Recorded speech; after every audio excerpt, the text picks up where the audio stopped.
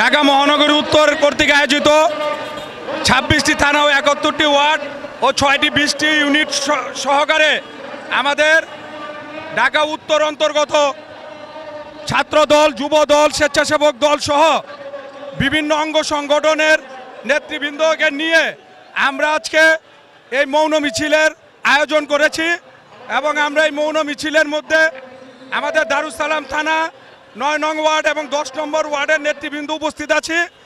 আমাদের এখানে উপস্থিত আছেন দারুস সালাম থানা বিএনপির আহ্বায়ক এস.এ. সিদ্দিক সাজু, আমাদের দারুস সালাম থানার অন্যান্য যুগ্ম আহ্বায়ক সহ আমাদের নেতৃবৃন্দ এই মৌন মিছিলে অংশগ্রহণ করেছি। আমরা এই মৌন মিছিলের মাধ্যমে সরকারকে একটি বার্তা দিতে চাই যে আমরা জাতীয়তাবাদী দল বিএনপি একটি শান্তিপ্রিয় দল। আমরা কোনো ঝগড়াঝাটি ফ্যাসাদ কোনো সময় পছন্দ করি না।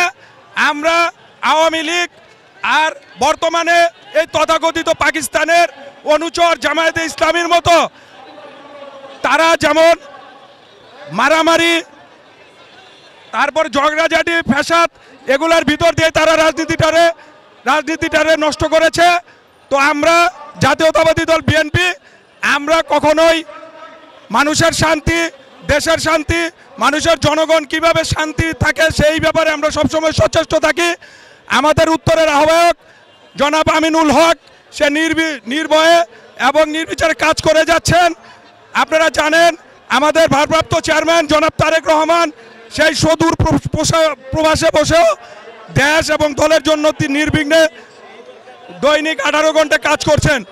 আমি আজকে এই মৌন মিছিলের মাধ্যমে সরকারের কাছে বার্তা জানাতে চাই যে আপনারা অচিরেই বাংলাদেশের যে এই হত্যা, এই খুন, এই রাহাজানি এবং আইনের যে অপশাসন শুরু হয়েছে আবার সেগুলো আপনারা কঠোর হস্তে দমন করুন।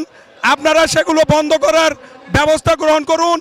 যারা এগুলো করছে এবং যারা মূলত অপরাধী তাদেরকে চিহ্নিত করুন এবং চিহ্নিত করে আইনের আশ্রয় নিয়ে আসুক।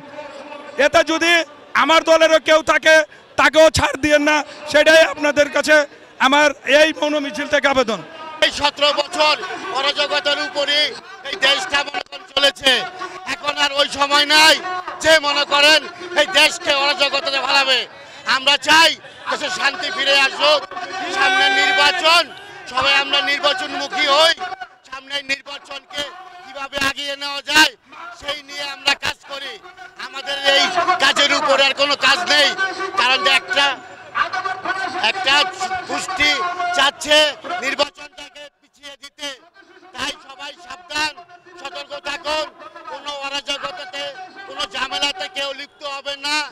আমার বিএনপির সকল নেতা কর্মীকে উদ্দেশ্যে আমি বলছি, আপনারা কোনো ঝামেলায় জড়িত হবেন না, অযথায় কোনো কাজে অথবা কোনো ধরনের কোনো অরাজকতাতে আপনারা লিপ্ত হবেন না।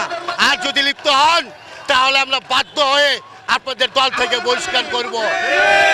বাধ্য হয়ে আমরা আইন শৃঙ্খলা বাহিনীর হাতে আপনাদের তুলে দেব। আপনারা সতর্ক হয়ে যান। আমরা এই বাংলাদেশকে শান্তি চাই। সুন্দর একটা বাংলাদেশ গড়ার জন্য আমাদের নেতা দেশনায়ক তারেক রহমান, আমাদের ঢাকা মহানগর উত্তর বিএনপির আহ্বায়ক জনাব আমিনুল হক ভাই নির্দেশে আমরা সব ধরনের কাজ করতেছি।